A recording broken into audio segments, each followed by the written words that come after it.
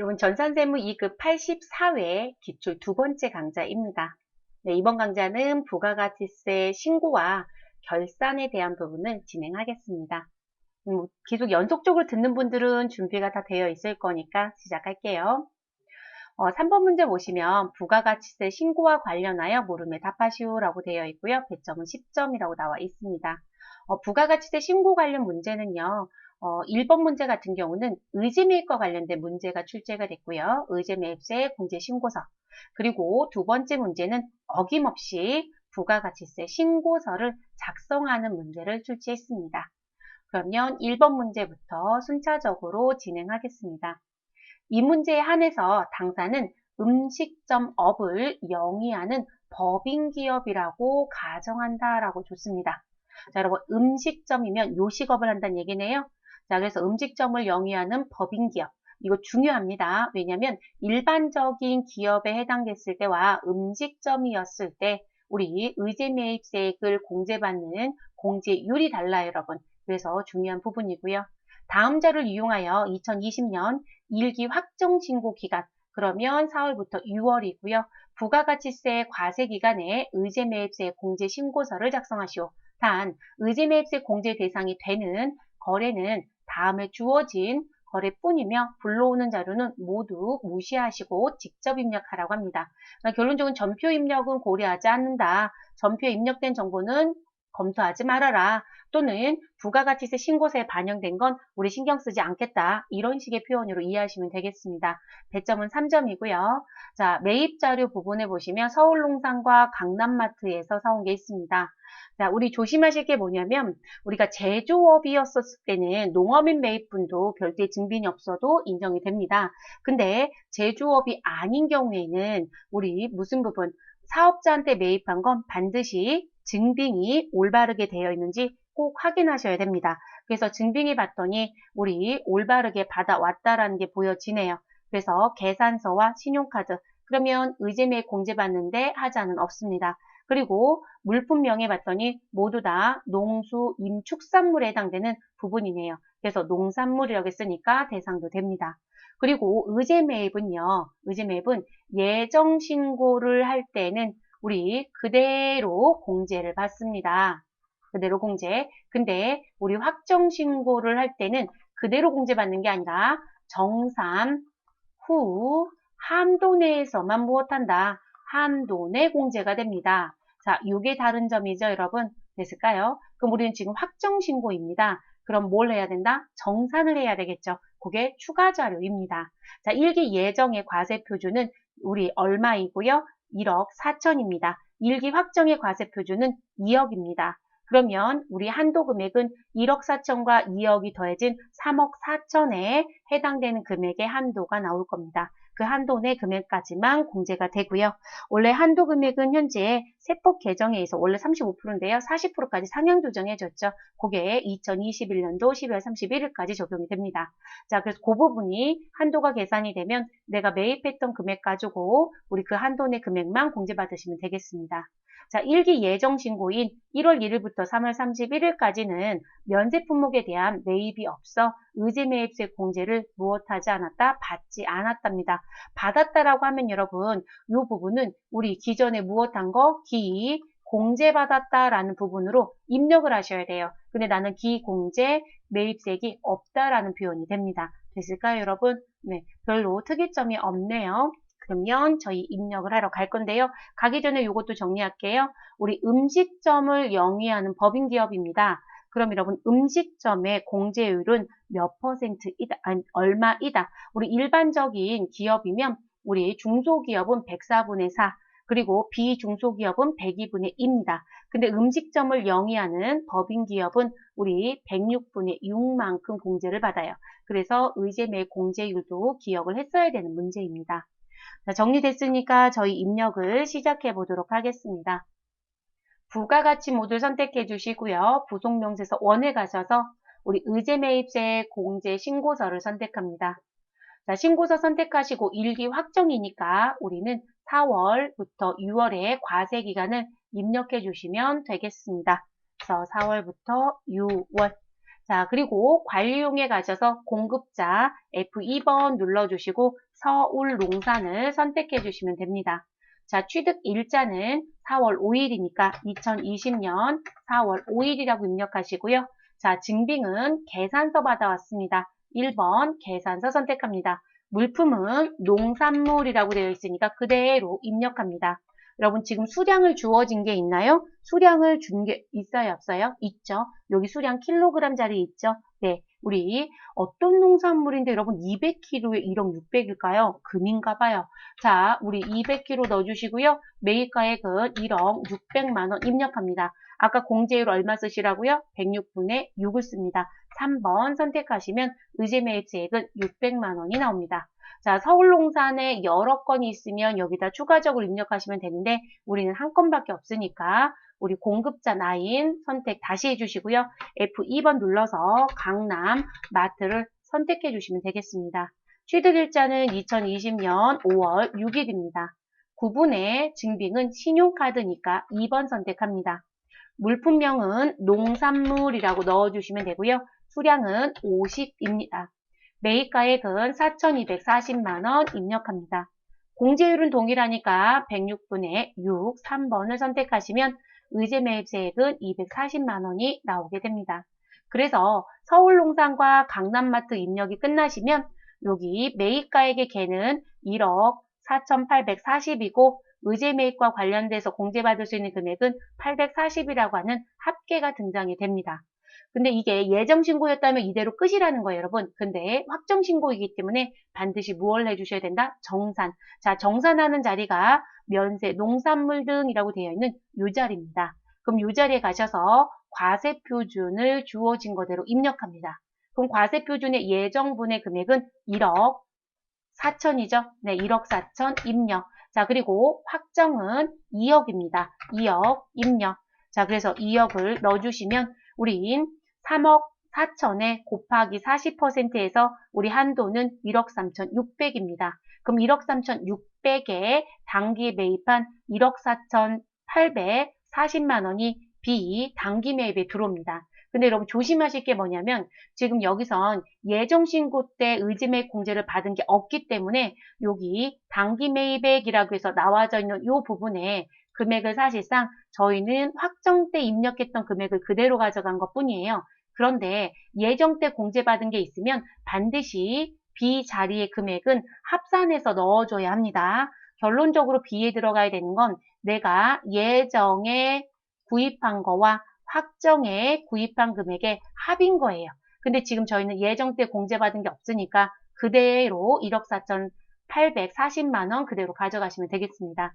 그러면 A의 한도와 B의 단기 매입을 비교하여 무엇한 금액? 작은 금액이 작은 금액이 공제 대상 금액이 됩니다. 그러니까 결론적으로는 한도라는 부분이 넘어서는 건 없는 거로 봐요. 그러면 요 1억 3,600이 나왔고요. 그리고 공제율은 우리 106분의 6 그대로 두시면 됩니다. 그럼 1억 3,600만 원 곱하기 106분의 6에 해당되는 금액이 들어와서 우린 사실상 공제 대상 금액은 얼마가 된다? 769만 8,113원입니다. 그런데 위에서 840만 원의 공제 금액이 들어왔지만 사실상 이 금액 공제 못 받는다는 거예요. 그래서 매입한 거 가지고 비율 계산했을 땐 840이지만 정산을 해보니 매출액의 40%까지만 공제 대상이라서 우리는 769만 8,113원이 최종 공제가 가능한 금액입니다. 자, 우리 1번 문제는 이렇게 하시고 끝내주시면 됩니다. 네, 더 하실 건 없어요. 다만 제가 높아심이 들어서 우리 매입액의 금액을 넣을 때 확정분만 들어가는 게 아니라 예정 때도 공제를 받았다라면 반드시 합산해서 넣으셔라. 그리고 이미 공제받은 금액의 예정 신고분도 같이 넣어주셔야 돼요. 근데 우리는 없다고 했기 때문에 안 넣은 것 뿐이에요, 여러분. 네, 그것도 같이 기억을 하시는 게 좋겠습니다. 제가 이거 왜 강조하냐면 의제매입세 공제가요. 이 정산 문제가 나오는데 1번 같은 패턴의 비율을 너무 높게 냈어요. 그러니까 이게 지금 현재 원래 예정 때도 공제받은 게 있다 이렇게 내면 전부 다 틀리고 나와요. 입력을 빠뜨리고 나오더라는 거죠. 그래서 조심하시라는 차원이에요. 그래서 항상 기본으로 기억하시고 없으니까 안 넣은 거야 이렇게 기억하셔야 돼요. 그래서 강조를 좀 했습니다. 자, 저는 입력 다 끝났으니까요. 싹 지우도록 할게요. 자, 그러면 저장해 주시고 마무리하시면 우린 몇 점을 취득하였다, 3점을 획득하였다, 이렇게 보시면 되겠습니다. 자, 의제매일색 메뉴 종료시켜 주시고요. 저희는 두 번째 문제로 넘어가도록 하겠습니다. 다음의 자료를 이용하여 제조업을 영위하는 주식회사 문경전자의 2020년 2기 확정 부가가치세 신고서를 작성하시오. 단, 부가가치세 신고서 이외의 부속서류 등의 작성은 생략하시고 기존에 입력된 자료는 무시해달라라고 했습니다. 그럼 부가세 신고서 우리 깨끗한 배지 가지고 입력하시면 됩니다. 라는 문제이네요. 자, 우리 부가가치세 신고서 열어주시고요. 우리 2기 확정이니까 10월부터 12월 입력해서 열어놓고 가겠습니다. 자, 10월부터 12월 31일까지. 자, 그리고 입력된 자료는 없기 때문에 우리 뭐 삭제하거나 할 필요는 없겠습니다. 그러면 정리를 한번 해보도록 할게요, 여러분. 자, 매출부터 보겠습니다. 매출은 여기 과세표준 및 매출세액 쪽 내용이죠. 1번 전자세금 계산서 발급한 제품 매출에 여러분 세금 계산서를 발급했다고 되어 있습니다. 자, 2억 5천이고요. 부가세 별도. 그럼 세금 계산서 발급분 몇 번짜리 가면 돼요? 1번. 그러면 여러분은 여기다 1번이라고 크게 써놓으세요. 자, 두 번째 신용카드로 결제한 제품 매출액. 자, 5,500만 원인데 부가세가 포함되어 있다라는 게 유의사항입니다. 그러면 신용카드 부분은 지금 부가세가 포함되어 있으니까 과세라는 거죠. 그럼 과세에 신용카드 현금 영수증 발행분 3번 자리에 입력을 합니다. 그럼 여러분 3번이라고 써놓으시면 되고요. 그런데 우리 요 3번 자리에 입력하는 금액이 있으면 몇 번 자리? 19번 신용카드 매출전표 발행세액 공제 자리에도 우리 공급대가 금액을 입력해라. 그래서 3번만 써주지 마시고 19번 자리도 써주시는 게 좋겠습니다.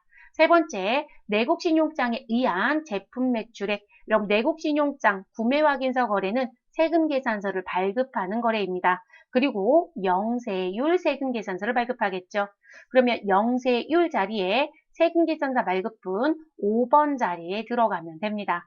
그러면 여러분 공급가액 3천만 원 자리에 5번이라고 써놓으시면 되겠네요. 네 번째, 수출신고 필증. 자, 직수출했다라는 얘기겠네요. 자, 수출신고 필증과 선화증권에서 확인된 수출액, 직수출 금액이고요. 350만 원 원화로 환산된 금액이라고 합니다. 자, 그러면 영세율 자리에 우리 직수출은 세금계산서 발급 못하니까 기타 6번 자리에 넣어주시면 되겠습니다. 그럼 여러분 매출은 정리가 끝났어요. 이제 매입 갈게요. 매입. 자, 매입은 요 매입세액 자리에 입력하는 정보이다. 이렇게 보시면 되겠습니다. 1번 세금계산서 수취분 일반 매입. 자, 공급가액 1억 5천의 세액은 1,500. 여러분 세금계산서를 무엇하였다? 수취하였다라고 했어요. 세금계산서 수취. 그러면 글씨 그대로 따라갑니다. 세금계산서 수취. 그런데 아예 친절하게 일반 매입이라고 줬으니까 여러분 우리는 몇 번 자리에 입력한다? 10번 자리에 입력합니다. 자, 세금계산서 수취분, 구인승, 업무용, 차량, 매입이 있었고요. 위에 있는 1번 사항과는 무엇이다? 별개이다 라고 줬습니다. 그러면 1번에 포함된 건 아니라는 거죠. 근데 여러분 지금 차량을 구입했어요. 여러분 차량을 구입한 건 일반 매입이에요? 고정자산 매입이에요? 자, 이 부분은 고정자산에 속하죠. 그럼 고정자산 매입은 몇 번이다? 10번입니다. 그러면 이 자리는 우리는 10번 자리에, 죄송해요 여러분. 11번 자리에 넣어주면 됩니다. 그런데 지금 9인승 업무용 차량입니다. 우리 소형 승용차 이런 얘기를 쓰죠 여러분. 비영업용 소형 승용차. 자, 비영업용 소형 승용차라는 표현 쓸 때 여러분 어떻게 얘기해요? 자, CC 기준에 해당되는 것도 공제가 안 되죠. 그러면 무슨 부분? 넌 1000cc 초과에 해당되는 자동차를 샀니? 그러면 불공제가 됩니다. 그쵸? 그래서 저 지금 여긴 불공제 얘기하고 있는 거예요, 여러분. 불공제. 자, 불공제 처리가 되고요. 그리고 CC를 따지지 않을 땐 인승으로 가시라고 했어요. 1인승이래 여러분 죄송해요. 인승은 몇 인승의 내용이죠. 인승은 그리고 여러분 초과가 아니에요. 우리 아래쪽으로 내려와야 되겠죠. 그래서 인승의 기준으로 가는 건 우리 무슨 부분? 우리 8인승 이하는 공제를 못 받죠, 여러분. 그래서 8인승 이하 자동차는 공제를 못 받습니다. 그래서 CC는 1000cc 초과되면 공제가 안 됩니다. 8인승 이하이면 공제가 안 됩니다. 라고 얘기합니다. 그런데 우리 자동차 사왔는데 몇 인승 자동차예요?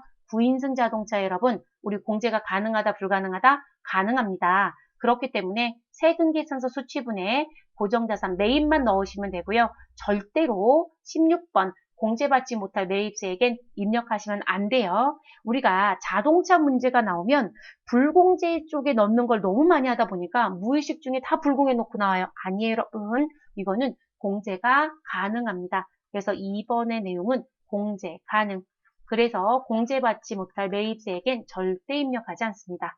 자, 세 번째, 법인 신용카드 매출점표 수치. 자, 신용카드 영수증을 수취했다. 그리고 공제 대상입니다. 그러면 신용카드 같은 경우는 여러분, 우리 그 밖에 공제 매입세액이 들어가야 되고요. 그리고 그 밖에 공제 매입세액에 신용카드는 일반과 고정 매입이 구분이 됩니다. 그런데 아주 친절하게요. 무슨 매입이다? 일반 매입입니다. 라고 아예 써줬죠, 여러분. 그러면 고민할 필요도 없어요. 자, 우리 남번호 몇 번에 들어가시면 돼요? 14번 난에 넣어주시고 마무리하시면 되겠습니다. 네 번째, 2기 예정신고 시 누락된 세금계산서 매입. 자, 그럼 여러분 매입세액의 예정신고 누락은 몇 번이다? 12번 자리이네요. 그러면 12번 자리에 입력하시면 됩니다. 그리고 무슨 매입 누락이었다? 세금계산서 매입 누락이었습니다. 자, 그리고 다섯 번째, 2기 예정신고 시 미환급세액이 있었대요.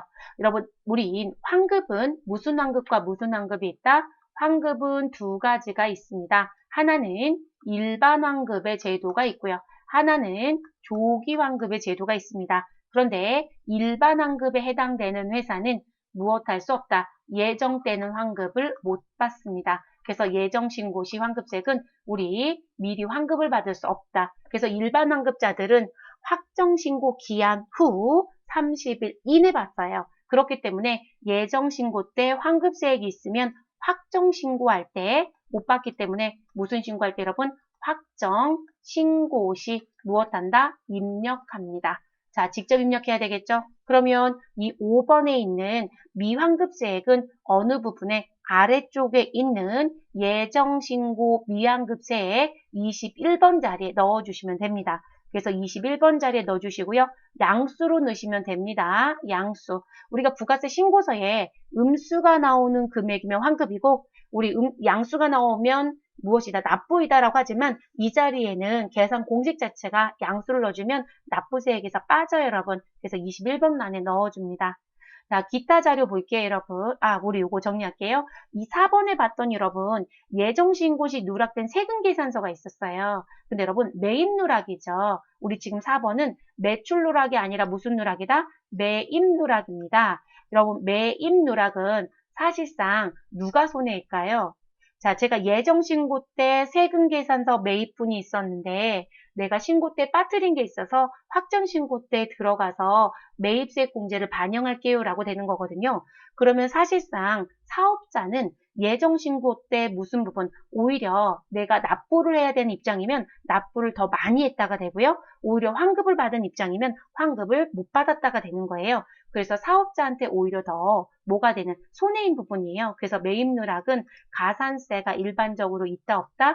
가산세가 없어요, 여러분. 그래서 가산세 입력은 없습니다. 근데 매출 누락은 아니에요. 매출 누락은 우리 세금 신고를 성실히 하지 않았다는 부분에 우리 신고불성실과 납부불성실에 해당되는 납부지연가산세가 나올 수 있기 때문에 항상 고민하셔야 되고요. 자, 기타 보겠습니다. 당사는 홈택스로 직접 전자신고를 하여 전자세액공제를 적용받는데요. 전자신고 세액공제는 언제만 받는다? 확정 때만 받는다. 우리 지금 부가세 신고 무슨 신고하죠? 2기 확정. 그러면 확정이니까 우리는 1만 원 입력해서 공제 받으시면 됩니다. 그러면 이 부분은 몇 번 난이 여러분? 우리 전자신고 세액공제는 그 밖에 경감공제세 18번 자리에 입력하셔야 되는 부분입니다. 됐을까요, 여러분? 자, 정리 다 끝났어요. 가산세는 없었고요. 그럼 저희는 입력하러 들어가도록 하겠습니다. 과세표준 및 매출세액 자리에 들어가서 매출부터 넣겠습니다. 자, 1번 자리에 넣어야 되는 금액은 부가가치세 별도 금액 2억 5천을 입력해 주시면 되겠습니다. 그러면 세액은 2,500 자동으로 나오게 됩니다. 자, 그 다음 두 번째 신용카드는 3번 자리에 입력합니다. 자, 공급 대가 금액입니다. 5,500이. 그렇기 때문에 3번엔 5천에 500만 원이 나오게끔 입력합니다. 그리고 3번 자리에 입력했던 5천 플러스 500에 해당되는 5,500은 19번 자리에 5,500 공급 대가를 입력해 주시면 되겠습니다. 내국신용장은 영세율 자리, 세금 계산서 발급분 5번 자리에 입력하라고 아까 말씀드렸죠. 네, 3천만 원 입력하시면 되겠습니다. 4번 수출신고 필증 등에 대한 직수출은 기타 자리 6번에 350만 원 입력해 주시면 됩니다.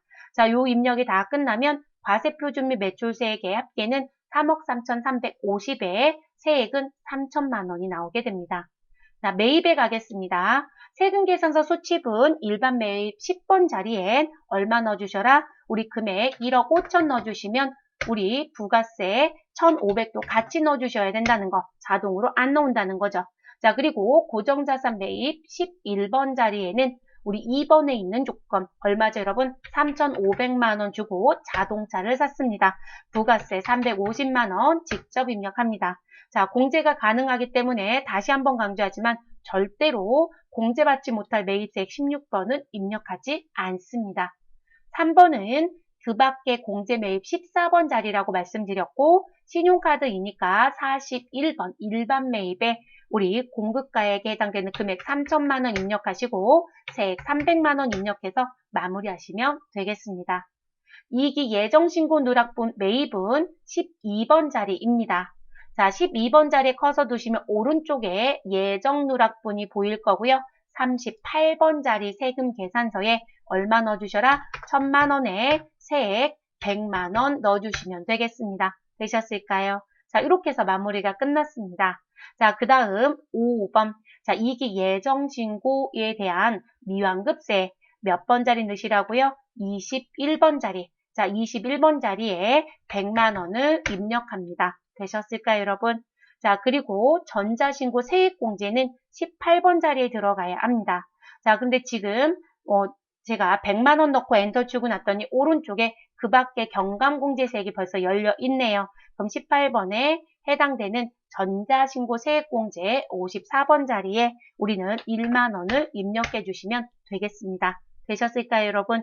자, 이렇게 하시고 끝내주시면 되세요. 그래서 최종적으로 우린 차가감하여 납부할 세액은 649만 원으로 정리가 됩니다. 더 하실 거 있으실까요? 없어요, 여러분? 자, 다 끝났으니까 상단에 저장 버튼 쿵 눌러주시고 확인해 주시면 되겠습니다. 부가가치세 신고서 마무리됐으니까요. 종료해 주시고 그 다음 문제로 넘어가시면 됩니다. 2번에 있는 부가세 신고서 작성 문제는요. 기출문제 다른 거하고 비교해 봤을 때 크게 어려웠던 문제는 없었네요. 그리고 너무 친절했어요. 어디에 가는 거 뭐 어떤 부분에 해당된다 이런 거 다 주었고요. 다만 함정은 이거였던 거죠. 무슨 부분이요? 아, 여기 자동차 산 거. 이거 불공에 넣었던 분들 많았어요.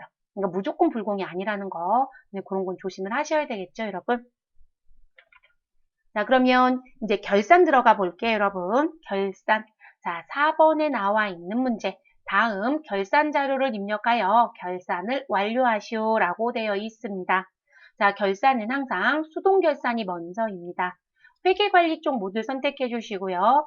습관적으로 학계잔액 시산표를 무조건 열고 가자.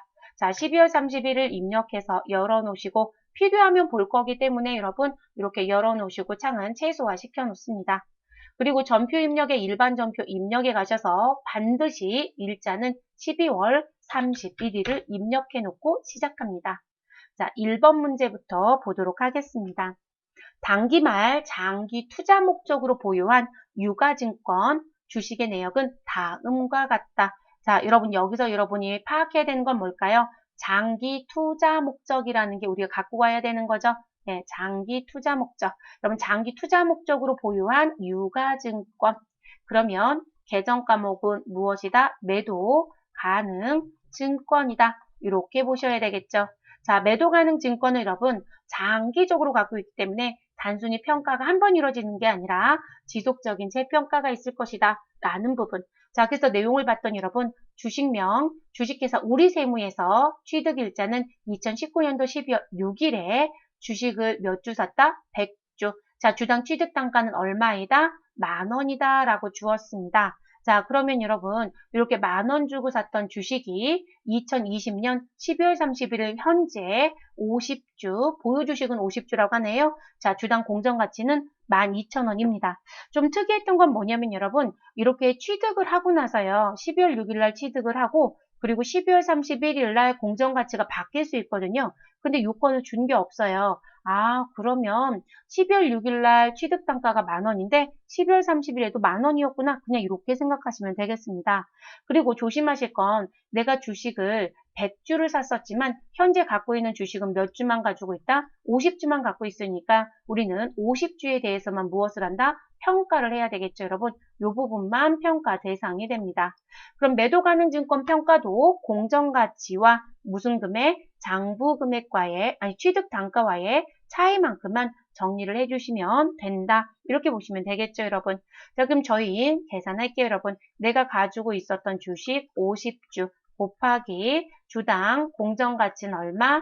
12,000원. 여기에서 취득 당시 단가는 얼마? 10,000원이었습니다. 자, 그리고 특별한 얘기가 없으면 저희는 이렇게 판별하겠다는 거예요.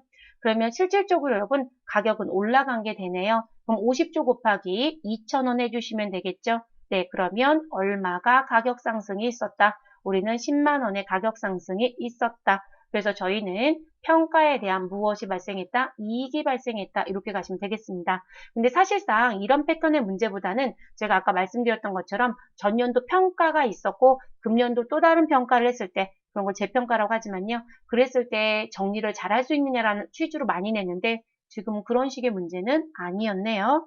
자, 수동결산입니다. 그러면 일반전표 입력에 12월 30일자로 입력합니다.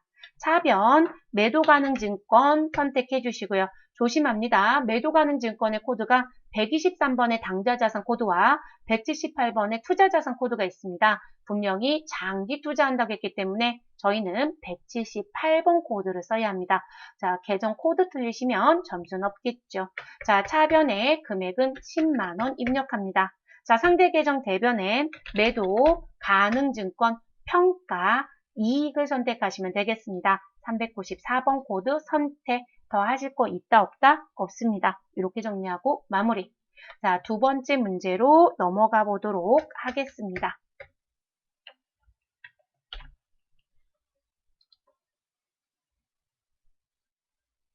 자, 2번 영업의 수익 중 임대료 계정이라고 되어 있습니다. 여러분, 임대료 계정은요, 임대료라는 건 영업적인 임대료가 있을 수도 있고 영업 외적인 임대료가 있을 수도 있습니다. 자, 영업의 수익이니까 임대료 계정 과목은 우리 900번대 코드를 쓴다. 이렇게 알아두시면 되고요.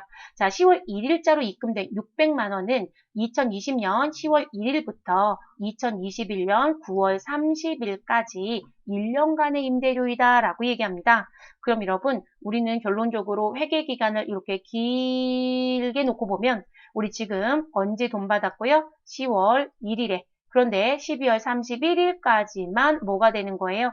당해연도과에 대한 수익이 되는 거죠, 여러분. 그죠? 경과한 것만 수익입니다. 그러면 아직 지나지 않은 누구요? 9월 30일까지의 임대료. 그러면 이 부분은 우리 미경과에 해당되는 차기분이죠, 여러분. 그럼 이 부분은 수익이 아니라 미리 받은 돈이 되겠죠. 그럼 미경과 자리는 뭐로 간다? 선수, 수익으로 가야 되겠죠. 항상 이런 패턴으로 정리합니다. 자, 그래서 그 부분에 해당되는 1년간의 임대료래요.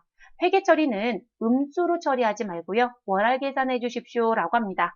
그리고 분명히 지금 영업의 수익 중 임대료라고 했습니다. 그럼 여러분 지금 이 사람은 받는 시점, 그쵸? 수입 시점 또는 뭐라고 해요? 입금 시점. 자, 그래서 입금 시점에 수익 처리했어요? 아니면 부채 처리했어요? 우리는 수익 처리했습니다. 그래서 입금 시점에 수익으로 처리했다. 그러면 우리는 결산하는 시점엔 우리 경과를 찾는다, 미경과를 찾는다. 전부 다 수익 처리했으니까 우리는 선수수익 찾으러 가야 되겠죠. 그래서 결산 시점엔 여러분 누구를 찾아달라? 미경과를 찾습니다. 그래서 아직 안 지난 미경과 분을 우리는 무엇으로 제치한다? 부채인 선수 수익으로 처리합니다. 자, 이런 거 항상 기억해 주셔야 되겠죠. 그럼 계산하실 수 있으시죠? 우리 600만 원 곱하기 10월 1일부터 9월 30일까지니까 12달. 자, 미경과는 1월 1일부터 9월 30일까지니까 9달이 미경과. 그러면 600만 원 곱하기 9 나누기 12. 그러면 얼마 나와요, 여러분? 450만 원 나오죠? 됐을까요? 자, 그러면 이것도 수동결산입니다. 입력하러 들어갈게요, 여러분. 차변에 우리 여러분 모느 쪽을 먼저 쓰든 상관없는데요. 저는 대변부터 넣을까요? 뭐 차변부터 넣을까요? 그냥 차변 가겠습니다. 자, 우리 대변에 있었던 영업의 수익 감소시켜 주셔야 되겠죠. 그래서 여러분 임대라고 치시고 엔터 치시면 임대료 계정이 뜨죠. 그런데 만약에 이게 영업의 수익이 아니라 매출이란 표현이 나오면 우리 411번 쓰셔야 돼요. 그런데 우리는 분명히 영업의 수익이니까 904번의 임대료를 씁니다. 자, 그래서 904번 임대료 써주시고 금액 450만 원 입력합니다. 자, 그리고 대변 선택해 주시고요. 선수, 수익, 부채 계정을 선택해 주시면 되겠습니다. 자, 이렇게 하시고 마무리. 더 하실 건 없어요. 자, 세 번째 문제 들어가도록 하겠습니다. 작년에 외화은행에서 우리는 US 달러 15,000불을 차입한 금액이 당기 말 현재 외화 장기 차입금으로 남아있고 환율은 아래와 같답니다. 자, 차입일자의 환율은 1,000원이고요. 정기말 현지 환율은 1,050원이고요. 당기말 현지 환율은 1,030원이래요. 자, 2019년도에는 1,000원 차입했던 부분을 이렇게 평가를 했었겠죠? 그러면 금년도에는 누구랑 평가하면 돼요, 여러분? 우리 금년도의 평가는 전기말에 평가돼서 나와져 있는 요 금액과 당기말의 환율로 평가를 하시면 되겠습니다. 되셨을까요, 여러분? 그러면 우리 계산은 US 달러 15,000불이고요. 여기에 곱하기 자, 현시점의 환율은 1,030원이고요. 자, 우리 정기말의 환율은 얼마였다? 1,050원이었네요. 어떤 식으로 빼든 금액만 계산하시면 됩니다. 전 음수 표시는 안 할게요, 여러분. 그럼 15,000불 곱하기 20원. 자, 15,000불 곱하기 20원 하시면 얼마 나와요, 여러분? 30만 원이 나오네요. 자, 근데 여러분, 지금 1,050원이었던 부분이 1,030원으로 바뀐 거예요. 그러면 환율은 하락하였다, 아니면 상승하였다? 하락. 자, 근데 여러분, 내가 지금 갚아야 되는 돈인 거죠? 외화 장기 차입금으로 남아있다. 부채 여러분, 그러면 지금 환율이 하락하게 되면 부채의 금액도 뭐가 될까요? 감소하게 되겠죠, 여러분. 그쵸? 그래서 하락으로 인해서 우리 30만 원만큼 부채가 감소합니다. 이런 부채가 감소했으니까 갚을 빚이 줄었다는 거죠. 이익이에요, 손실이에요? 우리는 이익이 됩니다. 그래서 외화평가에 대한 이익이 발생했네요. 그럼 정리하러 가실까요? 자, 수동결산입니다. 12월 31일자. 우리 부채 감소 먼저 할게요, 여러분. 부채 감소는 차변입니다. 계정 과목은 외화 장기 차입금 넣어주시면 되겠습니다. 반드시 거래처 코드를 꼭 넣어주자. 거래처는 외화은행이었습니다. 그러면 외화은행 입력하시면 되겠습니다. 됐을까요, 여러분? 자, 금액 얼마라고요? 30만 원입니다. 자, 그리고 상대 계정 대변 선택해 주시고요. 우린 요것으로 인해서 외화 환산 이익이 발생했습니다. 910번에 있는 코드 선택해 주시고 마무리하시면 되겠습니다. 더 하실 거 없으시죠, 여러분? 자, 네 번째 문제 넘어가겠습니다. 네 번째 어떤 문제인지 볼게요. 자, 영업부서가 5월에 구입한 소모품 얼마인가요? 네, 90만 원 중 결산일까지 사용하지 못하고 남아있는 것이 20만 원이 있다라고 얘기합니다. 회사는 소모품 구입 시 모두 당기 비용으로 회계 처리했다고 합니다. 여러분, 소모품도 우리가 사용 내역을 관리하는 회사들이 있어요. 그래서 원래 우리 무슨 부분 소모품 90만 원을 구입을 했고요. 근데 이 90만 원 소모품 구입했던 부분이 다 사용하지 못하고 20만 원이 남겨졌다는 얘기거든요. 그러면 이제 내가 구입했을 때 소모품이라는 자산처를 했는지 구입했을 때 모두 다 비용 처리했는지에 따라서 결산 때 대체되는 분기가 달라지겠죠. 자, 그러면 여기 보시면 소모품 구입 시 모두 다 무슨 처리했대요? 당기 비용 처리했대요. 그러면 우리 구입 시점에 소모품비라고 하는, 전 소모품비라고 쓸게요, 여러분. 자, 소모품비라고 하는 비용을 처리하게 되면요. 전체가 다 비용이죠. 그렇게 되면 우리는 결산 시점에 무슨 처리를 하셔야 된다? 우리 사용액을 찾는다, 미사용을 찾는다? 이러면 소모품비 비용을 다 썼다는 얘기잖아요. 그러면 결산 땐 사용하지 않은 거 찾아야 되겠죠. 그래서 미사용액, 그래서 미사용액을 무엇으로 처리한다? 자산으로 처리합니다. 그 자산이 뭐가 되는 거예요? 소모품이 되겠죠. 그래서 자산인 소모품으로 처리합니다. 자, 그 부분을 꼭 기억해 줘야 되겠죠. 이게 반대가 될 수도 있어요, 여러분. 구입 시점에 소모품 자산 처리하면 결산 시점엔 사용액을 소모품 B라는 비용 처리하셔야 돼요. 그게 달라질 수도 있으니까요.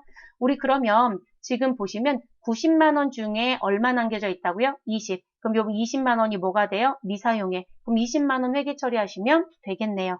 자, 수동결산이다, 자동결산이다, 수동결산입니다. 자, 구분란에 가셔서 저희는 차변에 소모품을 입력하겠습니다. 자, 그리고 금액은 얼마 넣어주시면 되신다? 우리 20만 원 넣어주시면 되겠습니다. 자, 상대 계정 대변에 소모품비 정리하시면 되겠습니다. 그래서 소모품비 넣어주시면 되고요. 아이고, 제가 소모품이라고 쳐서 그래요. 여러분, 소모라고 넣을게요. 네, 소모라고 넣어주시면 소모자 들어가면 다 검색되죠.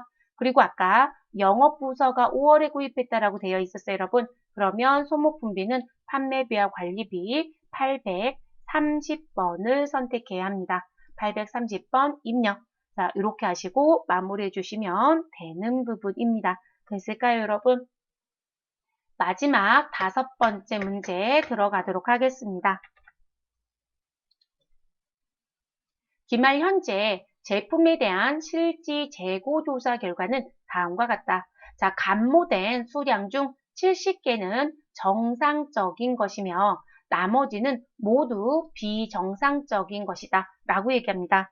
그러면 여러분, 우리 감모 손실이 발생할 수는 있습니다. 그러면 감모 손실이 발생이 되면 정상적 감모와 비정상적 감모를 정리해야 되죠, 여러분. 자, 정상적인 감모는 여기 감모된 수량 중에 정상적인 감모는 우리 무엇으로 처리한다? 매출 원가에 그대로 가산이 됩니다. 그렇기 때문에 정상적인 감모는 매출 원가로 그냥 보내면 되기 때문에 우리가 프로그램에 감모 손실 입력을 따로 하지 않아요. 그래서 매출 원가에 가산하는 정상적인 감모는 회계 처리를 별도로 한다 안 한다? 회계 처리는 별도로 하지 않습니다. 여러분, 이건 제가 프로그램 기준인 거예요. 업무적으로 이걸 우리가 이론상에서 분계로 묻는다? 그러면 차변의 매출원가 대변에 재고자산 없어지면 되는 거예요. 이해되셨을까요? 그런데 그걸 컴퓨터를 활용할 땐 회계처리 별도로 하지 않고요. 우리가 자동 분계를 사용하면 되기 때문에요. 그래서 회계처리 하지 않습니다.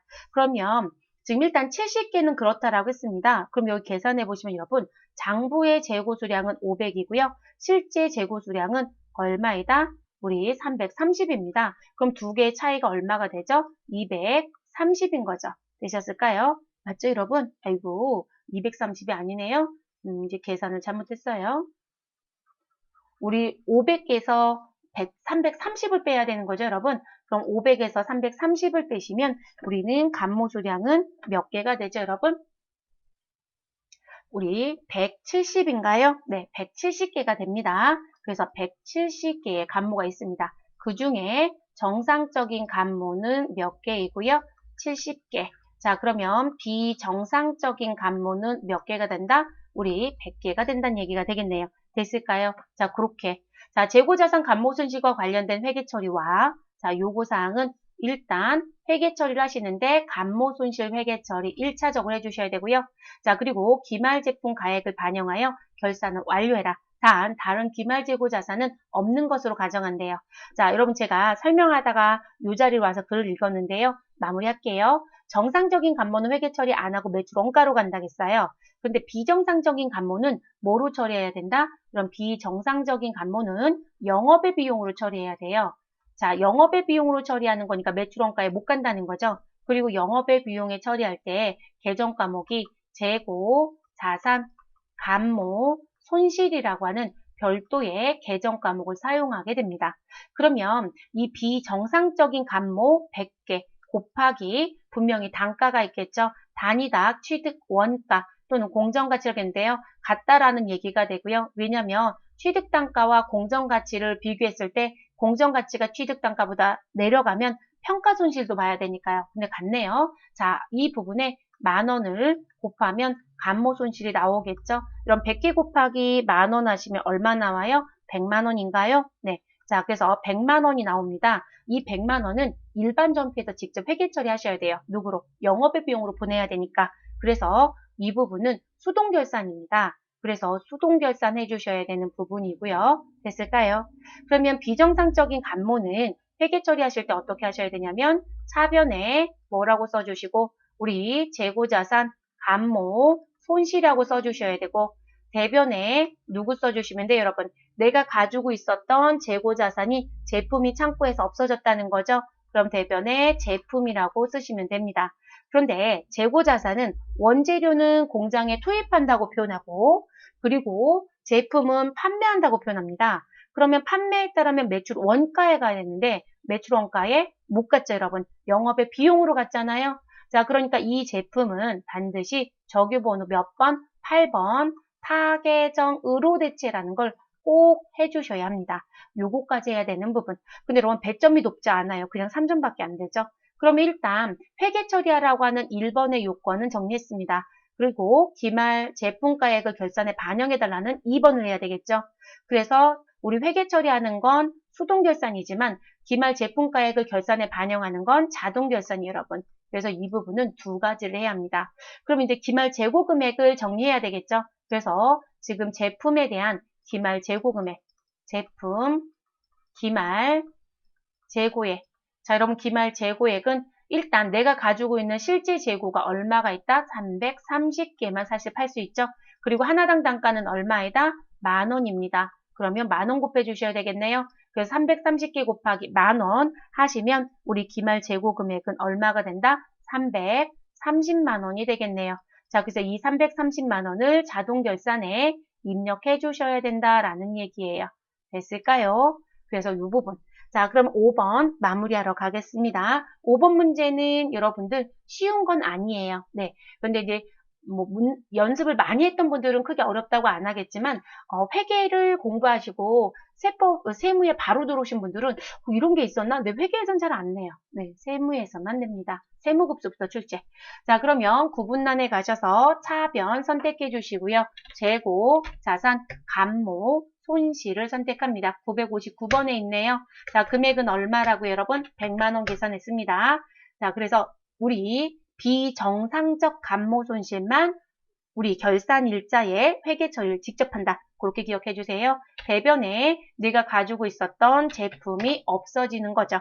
자, 그래서 150번 제품 넣어주시고요. 반드시 적요 자리에 가셔서 우리 몇 번? 8번 타계정의로 대체 손익계산서 반영분이라는 8번 적요를 꼭 선택해 줍니다. 8번 적요 꼭 넣어주시고 마무리하시면 되겠습니다. 됐을까요? 자, 이렇게 끝내면 안 돼요. 요거 하시고 일반 전표를 종료합니다. 자, 그리고 우리 그 다음 학계전액 시산표는 2번 기출에서도 쓸 일은 없었네요. 자, 이렇게 정리해 주시고요. 우린 결산 재무제표에 결산자료 입력이라는 메뉴를 열어주시고 결산일자 몇 월이요? 1월부터 12월을 입력합니다. 자, 제품에 대한 기말 재고 금액 아까 330만 원이라는 거 결정해놨죠. 그러면 2번 매출 원가에 제품 매출 원가 쪽에 스크롤을 하단까지 내려오셔서 우리 반가로 9번 단기 완성품 제조 원가에 10번 기말 제품 재고액에 금액 얼마 넣어주시면 되신다? 330만 원 입력해 주시고 전표 추가하면 됩니다. 그리고 여러분 일단 전표 추가 먼저 할게요. 자, 전표 추가해 주시고 이해해 주시면 우린 3점짜리 5번 문제가 끝난 거예요. 여기까지 해야 끝나는 거예요. 자, 그리고 지금 여기서 또 여러분들이 봐주셔야 되는 것 중에요. 여러분들이 아까 일반 전표 입력에서 타계정 대체하고 들어왔잖아요. 여러분이 만약에 적유번호 타계정 대체를 안 하고 들어오잖아요. 그럼 여기 보시면 단기 완성품 제조원가 밑에 제품 쪽에 여기 6번에 타계정 대체라고 해서 100만 원 들어온 거 보이시나요? 근데 여러분 적요번호 8번을 안 넣어주시면 이 금액이 안 돌아요, 여러분. 이해되셨을까요? 그래서 적요 8번을 꼭 넣었어야 돼요. 그래야 이렇게 들어오는. 그러니까 내가 올바른 분기에 타겟은 됐다면 이렇게 금액이 바로 보여져요. 그래서 요거로도 확인이 가능합니다. 자, 이렇게 해서 저희 이번 강좌에서 진행하는 부분은 마무리가 됐습니다. 이번 강좌 같은 경우 여러분 부가가치세 쪽은 사실상 크게 어려웠던 부분은 없어요. 그리고 결산은 5번 문제가 조금 어려웠던 것으로 보여집니다, 여러분. 지금 제가 프로그램 열려있는 상태에서 메뉴 부분 선택을 하는 부분이 있었더니요. 이렇게 펜 툴에 대한 부분이 중간에 작동이 중지가 됐네요. 근데 이건 뭐 중지돼도 상관은 없습니다. 자, 이렇게 해서 부가세 신고와 결산 마무리됐습니다. 저는 다음 강좌에서는 원천징수로 다시 찾아뵙도록 하겠습니다.